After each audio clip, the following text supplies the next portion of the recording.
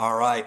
What is up, y'all? Will here with Schedule Fly. This is the Restaurant Owners Uncorked podcast, brought to you by us here at Schedule Fly. Super simple, web-based restaurant employee scheduling software backed by legendary customer service and all at a low price point. I'm not saying we'll never raise our prices, but in 18 years, we never have. So simple, great service, low price point. If you're one of the hundreds of thousands of restaurants, and there literally are hundreds of thousands that are still on pencil and paper, Excel, Google Sheets, cool if it's working, keep doing it if it's working. But if you're starting to deal with employees that really want their schedule on an app at their fingertips, you're dealing with shift trades and phone calls and fire drills, you can eliminate all that, make life easier for everybody from the manager, the owner, the staff. And then if you're on other scheduling software, you may be really happy. You may also be paying a lot of money, a lot more than you need to for a lot of bells and whistles and features that you don't really use. So schedulefly.com, 30-day free trial. My personal cell, my flip phone is on. The number is on that site on like 3 pages. You can call me, text me. I'm happy to talk to you about Schedulefly anytime. That is enough about Schedulefly. Let's get into this awesome episode. I'm so freaking stoked to talk to Chris Gannon from Bolay. I can't wait to hear this story. We're just meeting each other today. I read up a little bit on Bolay, and it's definitely my jive, my jam, my tribe that he and his team, his lean, mean team, are creating down there in Florida. So, Chris, thank you for joining. Just introduce yourself real quick. Yeah, happy to be on. Chris Gannon, born and raised New Orleans, Louisiana, Big Easy. I think that's where I got my hospitality background and roots and so on and so forth. And then got born and raised in the restaurant industry. My father was the co-founder of Outback Steakhouse, so I got to see an incredible brand built with hospitality and the good old days of the restaurant business where it was fun, really fun, and trying to replicate that, right? Outback and the bloomin' onion, the cheese fries made everybody in the country on the happier side, I guess, if you will. And Bolay, we're trying to bring nutritious, lean, still yet bold chef flavors to bring everybody back down, I guess, if you will. Yeah, man. Mhm. It's funny because I don't need to ask you the question that I ask everybody that comes on here is like, when and how did you get started in the hospitality business? So I read your background. I was like, all right, he's been in it his whole life. He's seen it, Yeah. around it. Well, listen, hats off. Big tip of the hat to your dad and the team there. They created a great brand. Their family tree is awesome. We're actually, I haven't, I guess I'm publicly announcing it now, but we just got the opportunity to roll out Schedule Fly at Mission Barbecue. Steve Newton, who was one of the regional VPs there at Outback, and another guy launched Mission and 10 year, September 11th, 2011. But I just hear so many great stories about Outback, and there's so many great people that have come from that. So clearly, they did a wonderful job building a highly regarded brand, building a great culture, executing really well, putting the right systems and operations in place to just grow and scale and do something amazing. So that must have been a fun ride watching that and being a part of that growing up. Yeah, I was blessed. I got to kind of get behind the scenes, early on. New Orleans didn't have anything, but we always had food on the table, but didn't have much other than that. Dad worked his butt off and then became successful with Outback, went public and so on and so forth. But as you're a little kid, you don't really know kind of what that is. I just saw my father's incredible work ethic, and how hard he would work for the team and the travel that came across, opening up restaurants all over the United States. But I watched the culture they built at Outback, right? And that to me was the most inspiring part. And I realized how important that is in a company is the culture, the soul, the heartbeat, the thing that makes people, the why you want to be there. And they nailed it at Outback, right? They nailed it. They had the no rules, just right mantra in the early days. And it was just incredible to watch him. And then I remember my father brought me into a couple of his meetings and just watching him never really tell everybody what to do, but he would have this magical way of inspiring the team to think differently, think creatively, think big. And it was outside of, their thought process. And then it all of a sudden became their idea. And I watched how he magically planted his ideas into other people and let them kind of blossom and run with it. Because we all know that, you know, when it's your idea, you go a little harder at it than it's someone else's idea. Hmm. So yeah, that was special to watch that. And then I got to work at True Lux fine dining and steak and seafood in Austin, Texas, underneath Stuart Sargent and David Tripoli, who were great mentors in the fine dining aspect. And then I got to work in fast food with PDQ, elevated fast food with under Bob Basham, and we're the operators of PDQ here in South Florida. And really, that's kind of what drove me to have the courage to go start Bolay. Is I just wanted to create something a little better for you to bring to the market that kind of spoke to me as a person a little bit more. Yeah, so with casual dining, fine dining, and fast food, and then I started, go figure, fast casual. So I think I've been blessed to work in um, all of the ventures of food, which is kind of cool, right? To have that in the background. Yeah, I want to draw on some of the experiences that you had and what the lessons you learned in each of those segments. But tell us about Bolay. Yeah, so Bolay is just special. I don't know. It's hard to describe it. We were talking about the other day. How do you describe our cuisine? I've traveled all over the world, and we have influences from flavors from all over the world. And so it's like, oh, what's your flavor influence? Well, we're just great flavors from everywhere.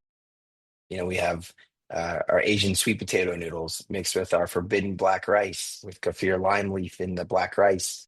We've got a teriyaki chicken.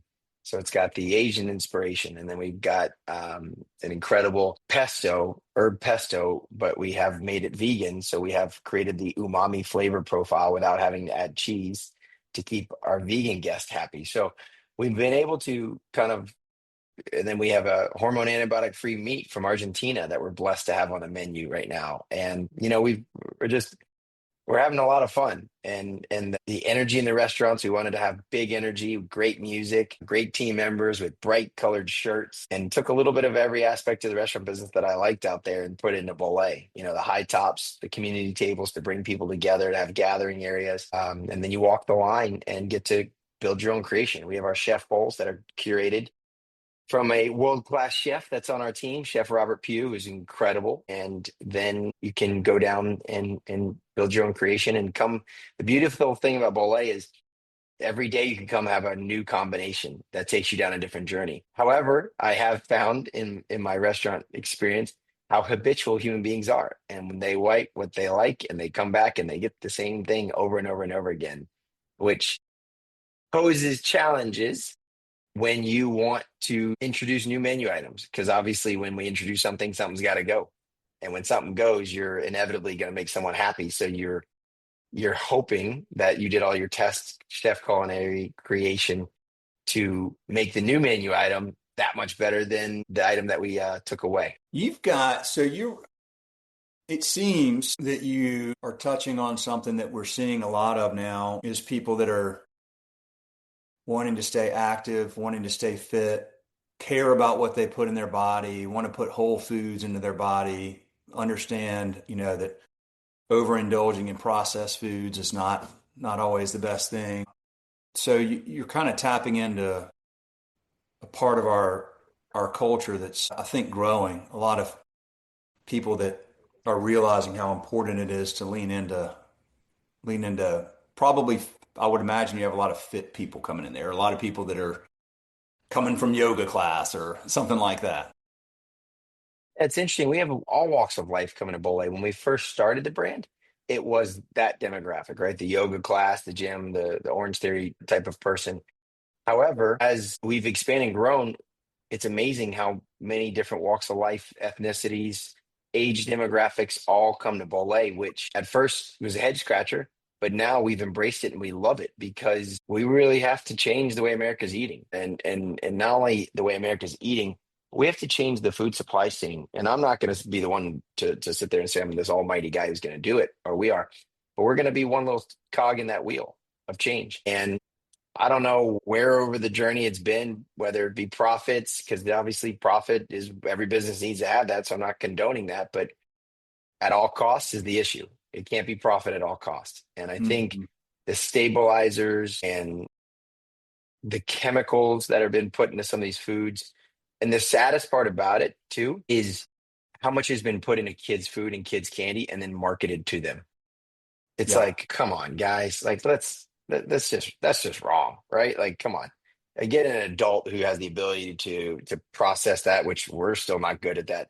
But to be poisoning our youth like that, I don't know. I mean, the rise in all the issues we have, the science is coming Mhm. out, but it doesn't take a rocket scientist to figure out 1 + 1 = 2. And what's changed in our ecosystem that's not really prevalent in other countries. Well, it's the things that we're putting into the food to make it those bright colors and last as long as it does on the shelf. And I don't go down too much of a soapbox there because that's not my job, but our job is to bring great hospitality with great, wholesome, real food made from scratch daily in our restaurants. It's yeah, and I think we're getting credit from it. I think honestly, our guests can tell, they can taste it, they can feel it, they come back. We manage it like you do.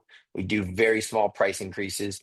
Obviously, you've got labor pressures and all kinds of fun that keeps coming up every day. And we try to keep our price points to where we're a value. And I think value goes to so many different aspects. Value is not only the price for what you pay, but the experience that you're giving and the whole package. When you come to our restaurants, you're coming to leave your work, to leave your home, to go be around other human beings, to share, break bread. That great tradition of eating together. So yeah, that's Bolay. Dude, we're coming back to that. I'm convinced of it. I think we're coming back to recognizing the pendulum went too far with not paying attention to what we're eating, just eating whatever, living our lives 24/7 on these devices. I mean, that's why I got that flip phone. I had an iPhone 11. I didn't like who I was with it. I was on it too, Mm, and I kind of felt like I'm like, okay, if I had a problem with alcohol and I want to stop alcohol, I probably shouldn't have a fully stocked bar, sitting right next to me all the time, right? That was my issue with the phone. I'm like, man, I don't have the discipline to like put it, so I was like, well, if I just get rid of it, then that'll solve the problem. And, there you go. But I do think I love that. when I you didn't know you talk could still about, buy a flip phone. That's great. It's good stuff. yeah, I mean, it presents some challenges, but it's a trade-off, right? Yeah. Like everything is like, okay, hey, should I go eat really cheap, highly processed food because it's cheaper, or should I go invest into healthy food at Bolay, which I would view as an investment because it's going to help me feel better and live better and that avoid the doctor, like if you're thinking of it, like once you start thinking of like second order effects and downstream impacts of your decisions, you start going, okay, like this makes a lot more sense, right? And I mean, I went through that myself. I'm 51 now, and it wasn't until my 40s where I was like started taking diet and fitness and everything seriously. I mean, I used to get every cold, everything my kids had, went to the doctor all the time. I like barely ever get anything now because I invest in taking care of myself. And I do think the breaking bread piece in particular is a term I'm hearing that more and more now. It's not a term I've heard as much over the last 10 years. And I've been doing this podcast for 15 years. But I do think people are starting to realize, in large part because we all know these these phones and the social media is not good at scale that we've deployed it, and we need the interpersonal, human to human. Even like we go out, my family goes out just to get out of our house and like not be surrounded by all the distractions. Just and when we go out together, we're like, isn't this great? We none of us have our phones and we're just talking and like gosh, how awesome is this? Like, and it's so when you have an intentional concept like yours, where you're providing something that is healthy and you're providing variety and you're providing what I think the most important thing you started with talking about your dad is the culture. Because if you have the right culture there, then you've got teammates that are intentional and present with the guests. And we want that so badly now because it's so rare in our culture, not just in hospitality, in all business, right? That's such a huge piece, and people are starting to. You're the tip. You're in front of this, but I think we're moving in the right direction, man. I really do. Yeah. No, we do the same in our household, right? We limit technology, keep the phones out of the bedroom. Kids are allowed to use the iPads on long travel, but first and foremost, they have to read X amount of time before they can pick up the reward of the iPad or flights and so on and so forth. Yeah, and I think there's a big movement and good, right? Pendulums, life.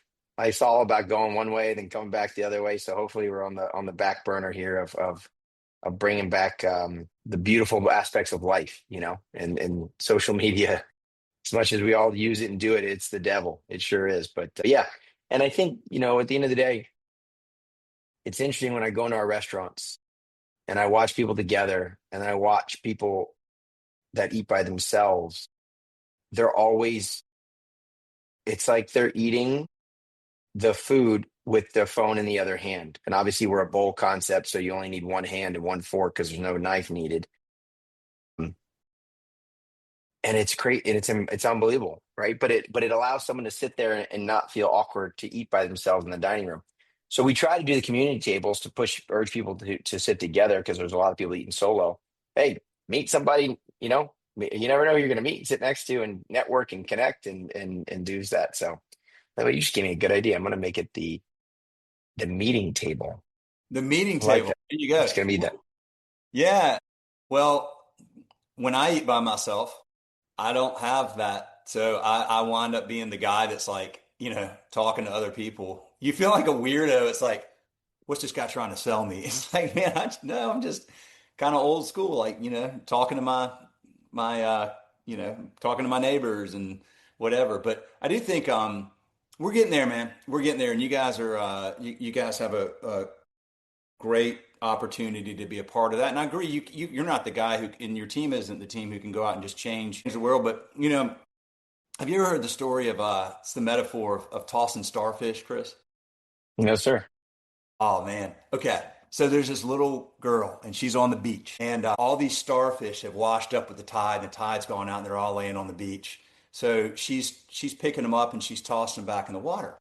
This old man comes by and he sees her. He's like, young lady, what are you doing there? Why are you tossing those starfish? And she goes, oh, I want them to live. Like they're going to die out here and I'm throwing them back in so they'll live. And he's like, yeah, but I can see for a mile down the beach, there's thousands and thousands of starfish. What you're doing isn't really going to make a difference. And she picks up a starfish and she throws it in the water and then she looks at him and she goes, it made a difference to that one. And then he's like, fair enough. So then he starts picking up starfish. And then other people see them. They're like, what are y'all doing? And then all of a sudden, all down the beach for a mile, there's hundreds of people and they're all throwing starfish and they all get thrown back in, right? But it was that one little girl that cared and had intention and that it mattered to. And that's kind of what you articulated. I mean, I want to talk to you about, the restaurant industry is facing a lot of headwinds, certainly one of those being, you know, the supply chain and food cost, and particularly like you mentioned, you got hormone-free meat coming over from Argentina. Like I look at beef prices now, and I'm like, phew. We have the lowest supply of cattle that we've had in like 50 or 60 years, and I think about stuff like that, and how do you manage that and sell that at a price that people can manage? Do you have a lot of meat and protein on your menu? We do, and that's kind of the headwind. And you know, one of the things, and we'll touch on it here, but I'm all about America first. You know, great country, and so on and so forth. However, when it comes to our food supply, I don't know. I don't know Mhm. if it's we got to get it right. And if we're gonna find the best product no matter where it comes from in the world to serve to our guests, that's the cleanest that we can get at the right price point. And that's the challenge.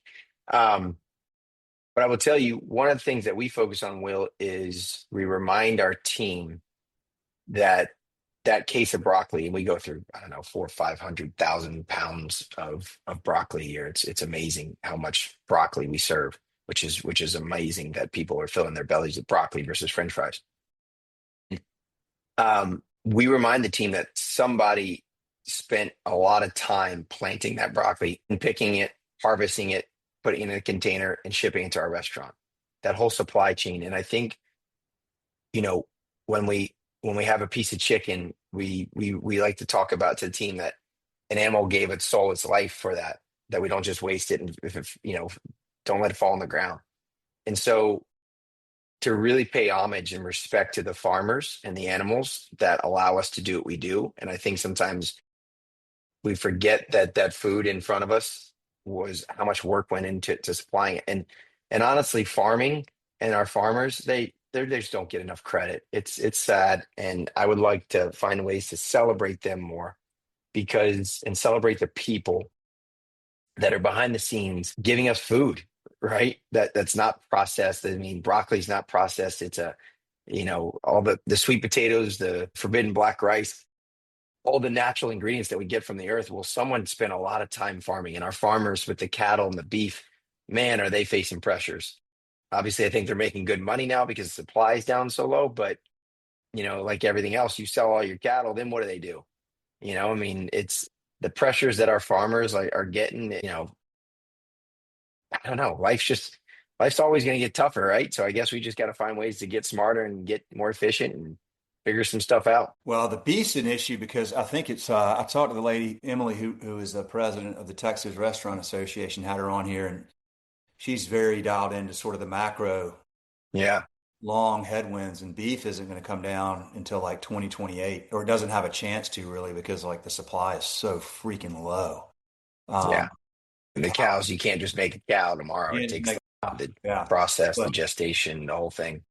yeah, they went down during COVID. The price went up so much to feed them, and a lot of people sold out and just went through their cows. And we pulled out. We don't have as many beef farms. But yeah, I mean, dude, what a fascinating industry you're in. Like, I have so much respect for you and your peers because I always thought I was going to own a restaurant one day, and I thought part of like how I would do that is learning from all these people in the podcast. And then it didn't take me that long to realize like, okay, I don't have this in me. I can't do this. But boy, do I have a lot of respect for people that do. And I agree with what you said earlier so much, which is that restaurants. Well, we were talking about this, I think, before we maybe started recording. But restaurants give so much to their communities: time, energy, food, just gifts. I mean, just it's amazing how much restaurants give.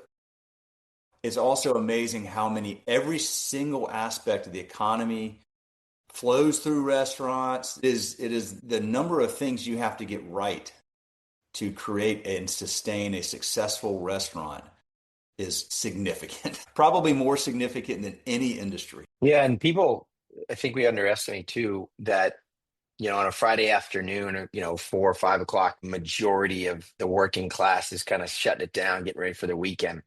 Well, our team is just getting ready for the night rush on a Friday evening. On a Yeah. Saturday morning, we're in a walk-in cooler checking in the produce that's coming in. So are our vendor partners that are making deliveries to us on the weekends. Sunday morning, some people are waking up nice, enjoying their coffee and not a worry in the world, no email going off. Well, guess what? We're getting ready for the Sunday lunch rush. So, the industry it's you have to train your mind on how to work, and you really and when we go to select team members, because we don't hire people, we select team members, and within that I learned that from Miss Deanne Turner from Chick-fil-A, who was one of the most remarkable human beings I've ever got to be around. Who is it? uh Deanne Turner, she was the head of talent for Chick-fil-A, and Yeah. I became close friends with her, and she taught me a lot about talent selection and people. You don't hire people, you select talent. And it starts with that, Will. It starts with finding the people that want to come part of our tribe, that want to genuinely serve other human beings. If you're not, I'm happy when I'm making others happy. Like you find like what makes you happy, what makes you tick. For me, I love hosting a party. I love running around, and I love making sure everything's right, the lighting, the music, even my own home. And that's why I got in this business, because I'm happy if you're happy. I drive my happiness is fulfilled through other people's happiness. So when I see our guests in our restaurant happy, and one of our greatest chefs, Chef Martin Oswald, reminding me when we had a tough day, he goes, "Chris, just remember, our business is easy. All we're trying to do is make other human beings happy, and it's fun. It's cool. Think of all the other industries you could be in.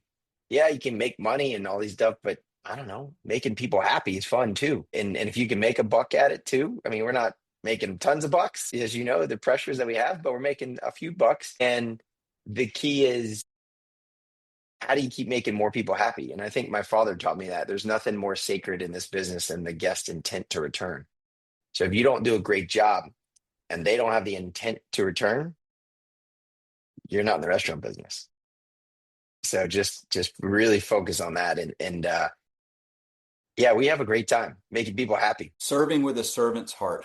That's one thing I've definitely learned. The most successful operators over all the years of talking to people is that that's who they hire. You can train them how to operate, serve, whatever it is. If they don't have that, I think as Joe Johnston said to me out in he owned some places out in Gilbert, Arizona. I remember, guy was literally 15 years ago, 2010. He was talking about his coffee place, and he said, I don't care if you're the most talented barista in the world and you can make the latte art in the world. If you love coffee more than you love people, you're not working here. And Mhm. that was that you have to love people and making people feel happy, be present and intentional, and have the goal of making them leave feeling like that was it. Because, what is it Maya Angelou said? People don't remember what you said. They remember how you made them feel. Huge part of what y'all are doing. You're in Florida, right? Yes, sir. How many Palm Beach, West Palm locations? Beach, 23. Yep. 23 locations. Okay. Are they franchised or are they all Corporate owned. Yep, corporate? all corporate owned. So we are, in the process. We're not franchising at this time, but we are looking for some joint venture partners to potentially join the Bolay tribe and expand the brand into new territories, new states like the Carolinas, up in the northeastern corridor, basically the eastern seaboard. Looking for great restaurant operators that have multi-unit experience and so on and so forth that want to help us grow up the coast. Might have some folks for you to talk to here in the Oh, Carolinas. okay. All right. Yeah. Okay, good. So 23, how long when did you open your first location? 2016.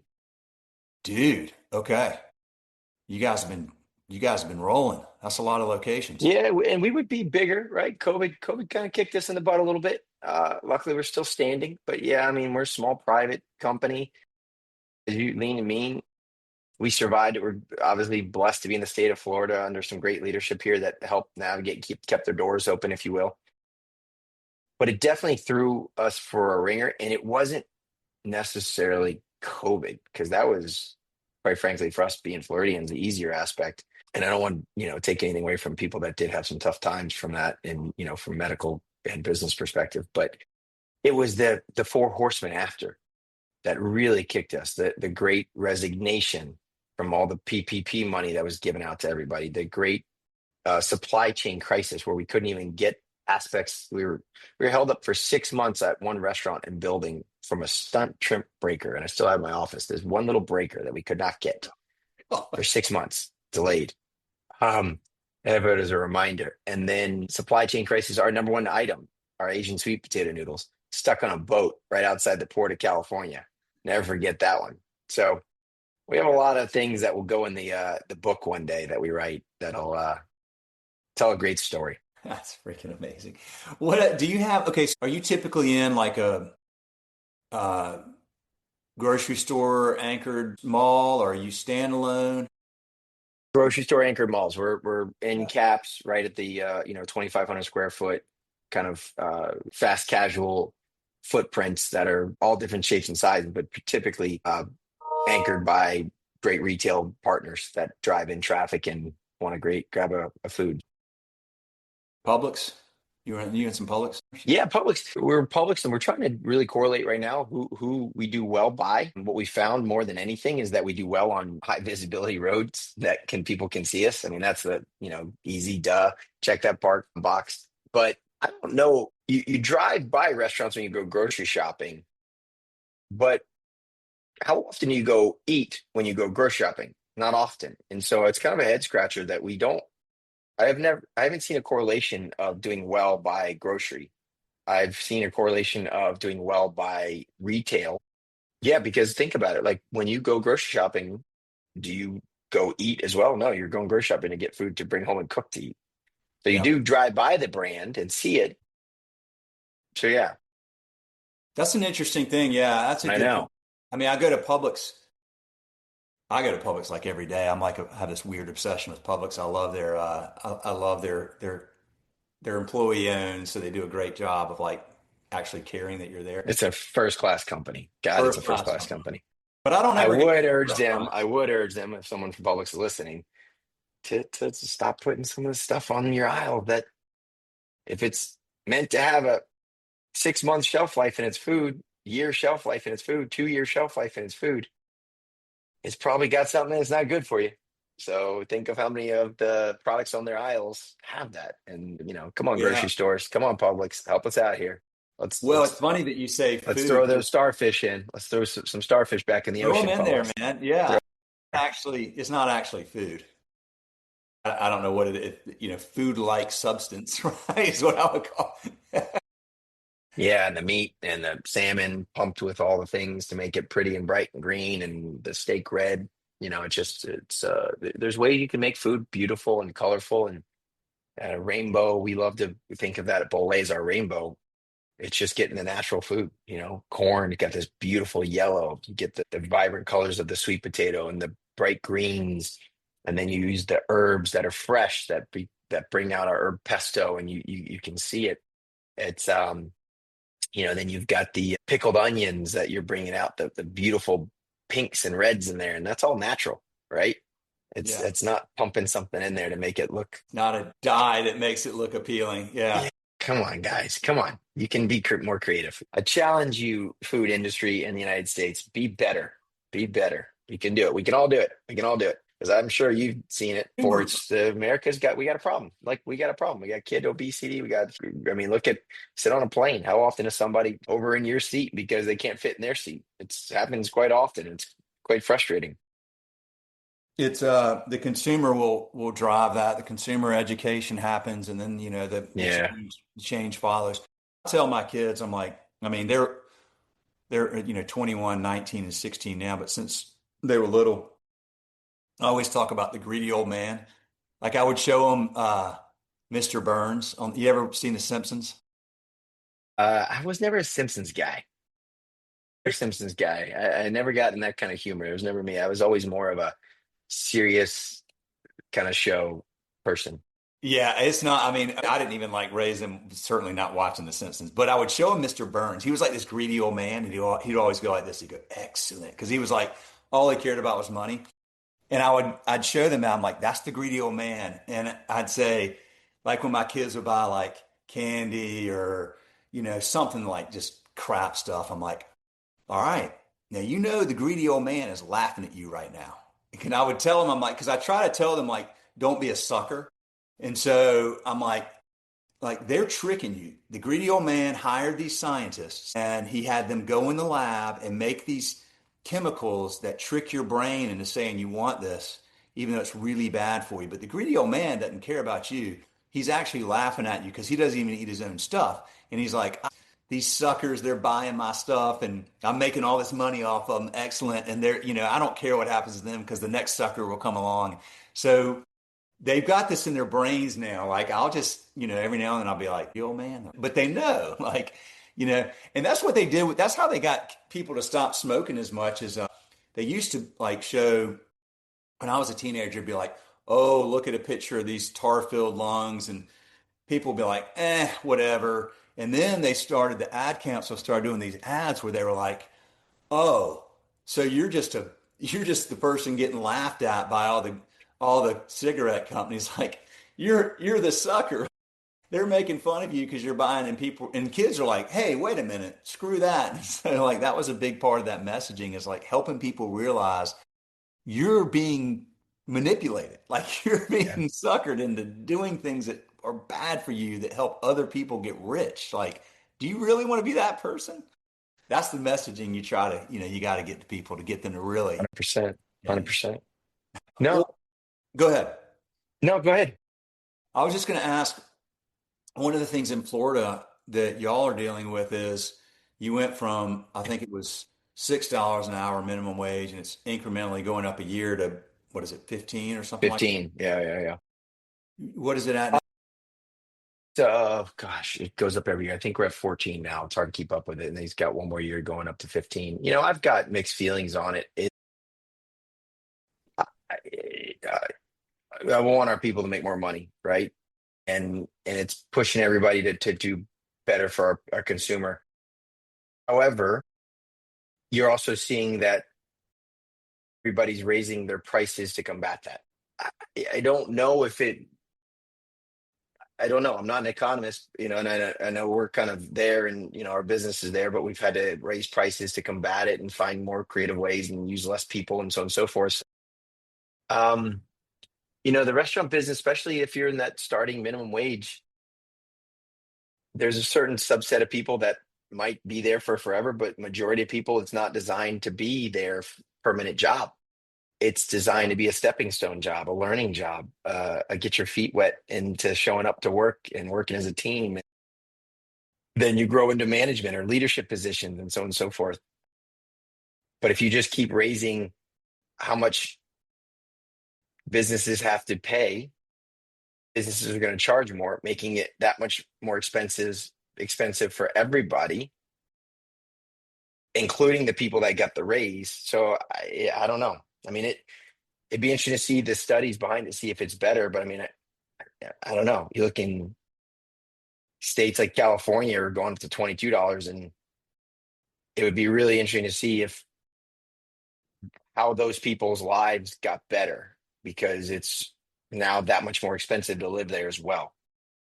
Um, Again, a little bit above my pay grade here, but yeah, we're navigating it, and uh, we love rewarding our people in a lot of different ways. I think one of the most important things is just taking care of our people. When something goes wrong, just being there. A lot of times, everybody does well. It's the catastrophic things that kind of put people under the radar. And so that's behind it, put them back. So that's kind of what we're working on is an emergency fund where we can be there for people that are in tough times. Mm. Have you heard of Giving Kitchen? I have. I'm drawing a blank to what it is though. Great organization out of Atlanta, but they have growing and have a national presence or close to it now. So they are there for food service workers in crisis. The example I always remember is, an actual example is a working mom of three, single working mom of three, worked in two restaurants, fell off a curve, broke her ankle, had to have reconstructive surgery, didn't have, like was basically out for 3 months and wasn't going to be able to pay her rent and her bill, all this stuff. So you go to the Giving Kitchen and you put in an application, you put in a case, and then they'll be like, okay, well, we're going to pay your rent for you, for the next X number of months until you're back and working again and can do this again. It's a great organization. It was started by a family in the restaurant industry that went through this challenge and decided they needed to do something that would help others because so many people in the industry do live paycheck to paycheck, and if something goes awry, they got problems. So They do. I always, I mean, even in the leadership in upper industry, like it's everybody. I mean, everybody when it lives, it's tough, right? And you get these catastrophic bills and expenses, and insurance never seems to come through.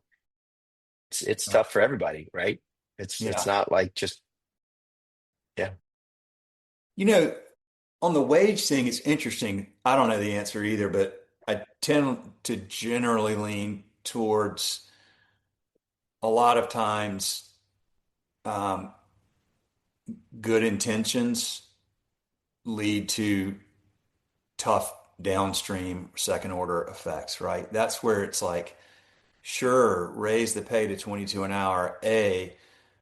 Only the big chains like McDonald's or whatever can afford that to bear that. A lot of the independent operators can't, and then there's fewer people with jobs. And that gets challenging. I mean, I think that, you mentioned Chick-fil-A. I look at Chick-fil-A. Look at how many people they got running around those places. I mean, like they have a lot of labor, but they also, because they have a lot of labor, they create a great experience, which means you have the intention, as you said, of coming back because I mean, I stopped at one the other day. Took my kid back to college. I was driving home and I was like, oh, I mean, if I go to Chick-fil-A, I know this is going to be fast and easy and they're probably going to smile and Great service. great service. Like, The food's going to be exactly how you yeah, expect it, how it was the yeah, last time. Yeah, they yeah. execute. They execute on many levels of excellence. It's wonderful. There's a guy that I know. He's the second largest Bojangles franchisee, and they pay their team really, really well. Nobody has to say, here's the minute. They're paying way above.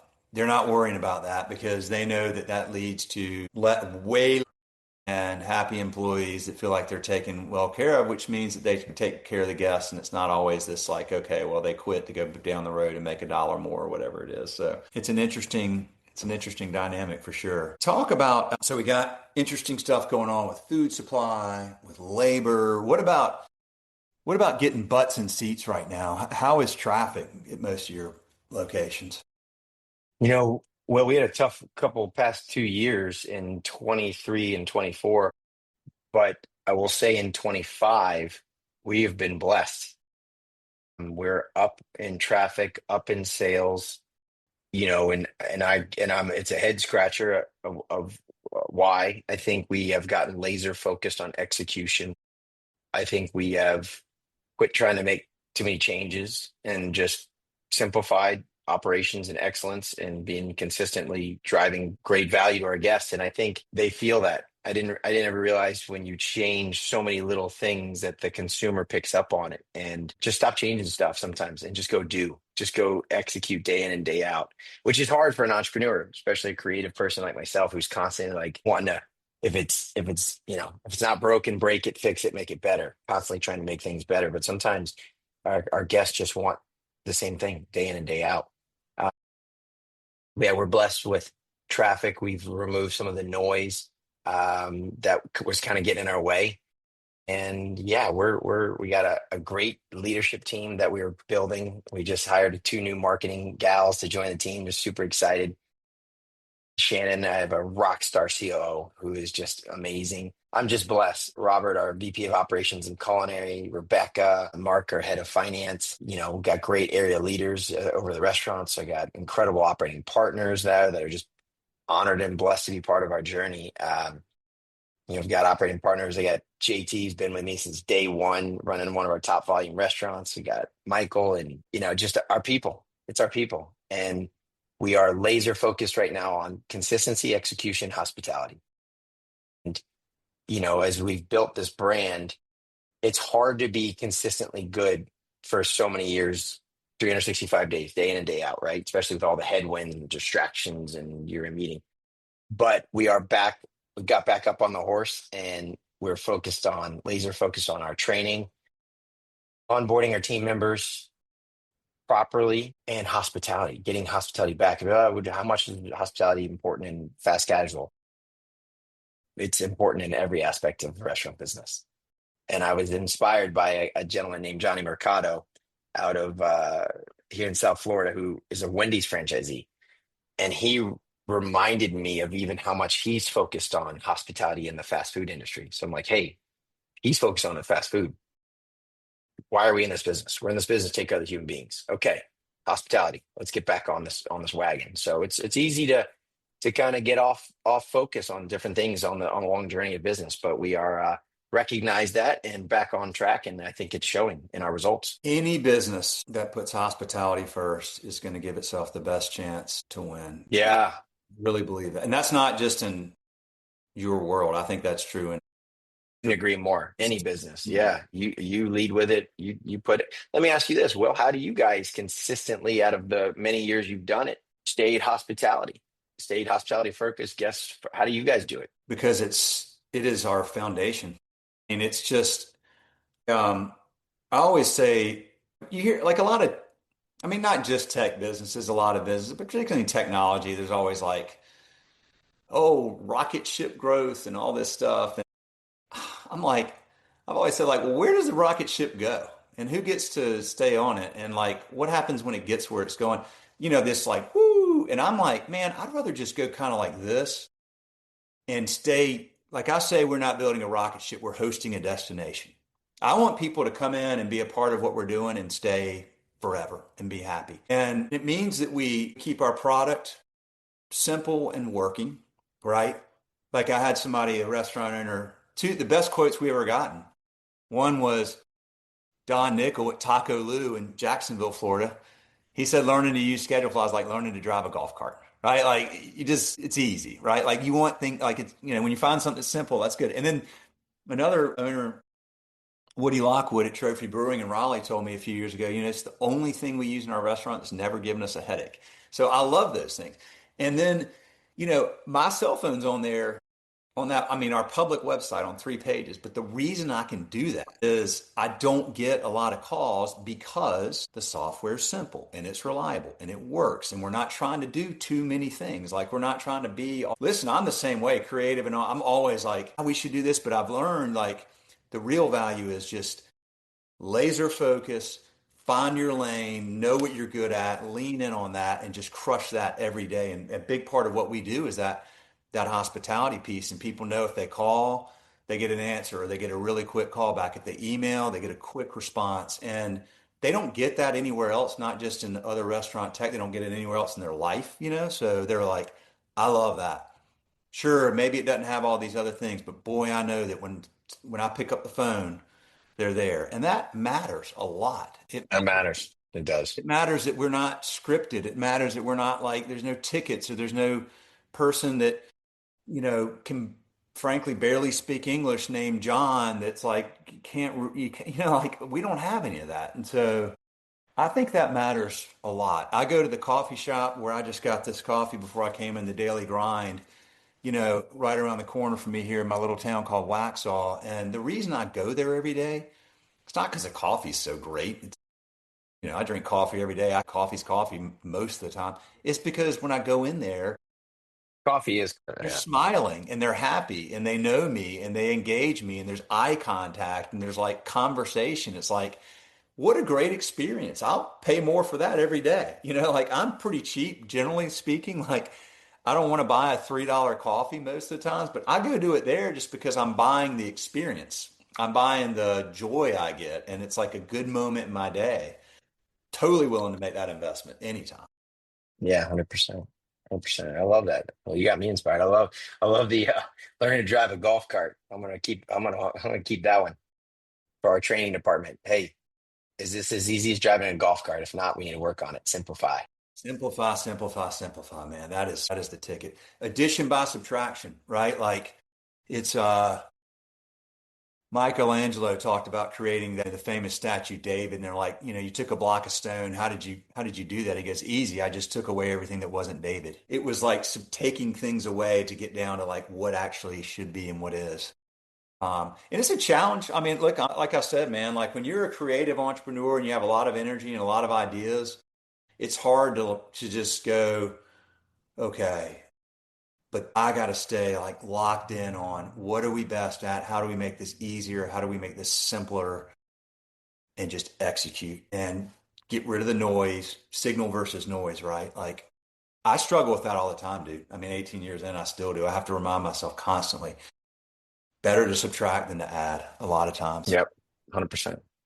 100%. I love that. What else is on your mind, man? Anything else? I want to respect your time. Anything else you think we should talk about? You know, I think the restaurant business, obviously in the hospitality industries, is I think, second supplier of jobs, second to the US government in the country, is I think a statistic I read once. And I think I would love to inspire anybody who's listening to this podcast or not to really encourage your children, friends' children to work in the industry because it teaches so many valuable lessons. It teaches teamwork, food safety, how to deal with a lot of different types of people that come through the doors, teaches you business acumen.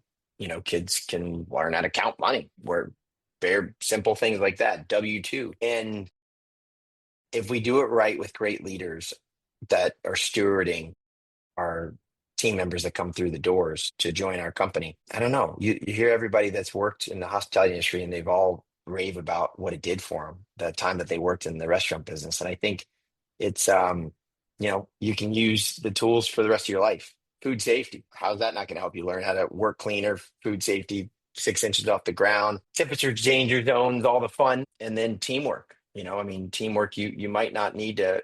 Not all kids are meant to be played at college sports or high school athletes or whatnot, but business is a team sport. It's just a different type of field. And every day, the team has to come together to take care of the guest and make the show come to life. And so there's that teamwork aspect that I don't know. You can't just go be great yourself. You have to have the whole team stepping up to the plate to win. And I love that aspect of our industry. I highly encourage anybody listening to this to spread that love, spread that message, to have more people join our industry. I know everybody talking about robotics, this and that. Okay, cool. Yeah, I appreciate robotics. I appreciate efficiencies, but people don't go to restaurants to be served by robots. People go to restaurants to be with other human beings. If not, they just go eat at home.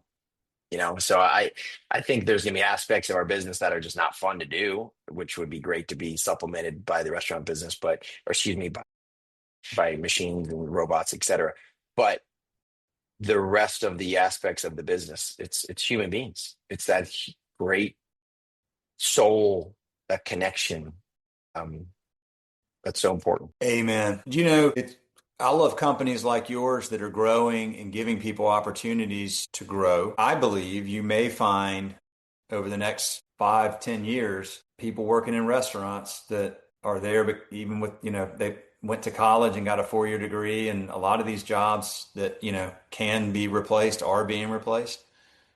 Guy. And if you go work in a restaurant, whether you want to make it your career or not, you will learn a very tradable set of skills that can benefit you no matter what you do. I completely. Mm. And what you may find is that when you start learning those skills and you start learning how great it makes you feel to make other people smile and feel happy and have a great experience, you may find that this is a freaking wonderful industry. And if you have opportunities to grow in it with places like Bolay, maybe where you wind up. The last thing I do want to ask you, unless you have another meeting right now, I'm good. tell me, I'm still learning franchise versus joint venture, the differences, and then why do you go down the path of joint venture versus franchise as you grow? We're still exploring both, but Okay. franchise, there's a lot of legality that you have to do. There's a lot of, your FTD, you're this, you're that, you're responsible for a lot more. You don't really have as much control over your franchisees if things to represent your brand. Joint venture, I've always seen like franchisee it's an interesting style of relationship. Joint venture partners, JVP, right? Joint venture partners, you're a lot more lockstep and in it together to go be successful together. And I don't know if it's the terminology or what. Obviously, there's different mechanics on the numbers, but that can all be figured out, But franchise is pretty much the same. You get a fee, you get this. It's just a different way of growing your business. Joint venture partner to me, um, is more lockstep in arms. Let's go be successful. I'm going to do everything we can to make you successful. Now, great franchisees make their franchisees successful because that's their customer. But it's a different style of running a business as well. So that definitely throws what we do for a loop. So yeah, that's why we're putting the Periscope up to find some joint venture partners in new communities that we want to grow in, that we think would be great operators to bring our beloved brand into new areas, i.e. the Carolinas. So it's a target market for us. A lot of growth here. So would you have joint venture partners that maybe are like, let's say we have like, I know people that are multi-brand franchisees that stay in market and they go, I want to cover all day parts and all food categories and all that. Like, would somebody like that be a good candidate for a joint? Yeah, that's Yeah. exactly a great partner. Yeah. And I think it's just figuring out the mechanics of the business relationship that is easy to figure it out. But yeah, finding a great operator that knows how to build a brand, knows how to build culture and people, and we go in there and rock and roll. Do you have in the Carolinas, as you look to grow, do you have good real estate resources here? In the Carolinas, we do. Yep. We have a great real estate team already, and our real estate broker is actually based out of Charlotte. So yeah, we have pretty good Oh, intimate who is knowledge of it? the region. Chris Fluter. Okay. All right. I Yeah. don't. Okay. All right. Good. Good deal. Do you come up to Charlotte? I haven't been there in a couple of years, but I love Charlotte. I love the Carolinas. If we didn't live in Florida, it'd be Texas or the Carolinas. Yeah, there's a lot of opportunities around, Charlotte. You got all these growing communities in Fort Mill, Rock Hill, the upstate of South Carolina. There's so much freaking growth down here. I'm not real plugged in, but I don't think there's like, I think there's a lot of opportunity. I don't think there's a lot of other concepts, like what y'all are doing. And I know there's a lot of people that would be into it for sure. Yeah, yeah, yeah, yeah, for sure. Do you look like Is it specific cities that you like? Is it Charlotte, Raleigh, Charleston, Columbia, Greenville, things like that? Is that where you plant your brand initially and then you grow out from there? All the above, exactly. Those ones you said. And then obviously we love we haven't grown there, but we like the northeastern corridor as well. New Jersey, kind of Long Island, suburbs of around New York that we believe a lot of those guests that are up there come to Florida already. So they already know the brand. So that brand doesn't have to be kind of reintroduced up there. Yeah. Okay. Okay. And how far around Florida are you? Are you through like Everywhere from Gainesville all the way down to Miami. So we kind of touch everywhere, minus Jacksonville. We have not gotten in Jacksonville yet. for a reason or you just haven't? We haven't gotten there yet. Yeah, it just takes time. We're trying. We're trying to get everywhere. Okay. Man, this is awesome. I really enjoy talking to you, Chris. I love what you're doing. Yeah, yeah. We're learning every day. We're learning every day. We're students of the business. We know, and put our hand in the fire a couple times, gotten burned, but most of the time we're keeping the ball down the fairway and growing a great brand and great people. And yeah, our guests are loving what we're doing. So that's what we're gonna keep trying to do. People that listen to this a lot are going to laugh or roll their eyes right now, but I'm going to say it because I tell all these people, I tell so many people this. Do you know who Jocko Willink is? But yeah, huge fan. So you know the good talk, like the little 3 minute thing where he talks about the word good. Yes. I heard in a Okay. while, so I got to probably go re-listen to it. I call it the best 3 minutes on YouTube. I mean, dude, believe it or not, I literally have a browser on my flip phone. Like I can't really, it's really hard to use, but I was able to like pull it up and bookmark it on my phone. And so I'll watch it on my phone. It's where he talks about like every problem. And you mentioned this earlier, training your mind. You learn to train your mind that when you're in the fire or you have a problem, your response is good. Because when you say good, you're now going to start thinking about how do we turn this into an opportunity, right? It's sort of stoic thought. There's a book called The Obstacle is the Way by Ryan Holiday, which is that same principle, like turning every challenge into an opportunity. But I always talk about, I mean, Jocko, good. Like I have to watch it all the time because I have to always remind myself of that stuff. But well, I would ask if you're willing, if you would go to Apple Podcasts or Spotify, wherever you listen to podcasts, and give us a 5-star rating because that's how the more ratings we get, the more this content gets permeated out there and put in front of people. Yep, 100%. Definitely going to ask with no expectation, but just I'll put it out there. If your dad ever wanted to come on this podcast, I would be completely honored and would love to share his story as well. But Yeah, he would. Pop me an email, I'll connect him. He got a new website going. He's doing public speaking now, so he's all about it. Yeah. that's He's awesome. got a great story. Great story. I would love to share that story. So yeah, I'll send you a note, man. And Yeah. dude, Chris, thank you. Thank you for coming on here. Thank you for what you're doing. Thank you for being one of the people out there tossing those starfish. We need a lot of that. We need a lot of things to change. You're at the tip of the spear, helping lead the way. People will follow. The more we're out here talking about this, the more people listen and get educated, they'll follow. All of you that are watching, that are listening, thank you. Another great episode. As I ask you all every time, if you haven't given us a rating yet, please do. We are number 5 in terms of top restaurant owner podcasts. We're always loving to inch up. The more of these ratings we get, the more people will hear it. And the only reason we want to inch up is because we want to be the podcast that educates and inspires people and gives people ideas and helps people learn to grow their business. And we appreciate y'all very much for being a part of this podcast community and more episodes coming soon. That is a wrap. We will see you. Bolay all day.